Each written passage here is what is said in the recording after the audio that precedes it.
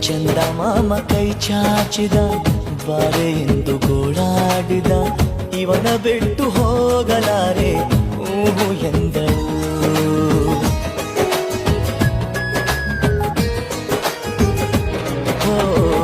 ಅಂತರಂಗ ಹಾಲಾಯಿತು ಅಂತೂ ಇಂತೂ ಹೆಪ್ಪಾಯಿತು ಪ್ರತಿ ಜನ್ಮ ಇವಳೇ ಎಂದು ಒಪ್ಪಾಯಿತು.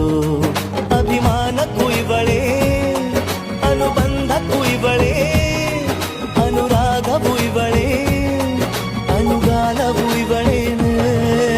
ಪಯಣ ಪ್ರೀತಿಯ ಕಡೆಗೆ ಪಯಣ ಪ್ರೀತಿಯ ಜೊತೆಗೆ.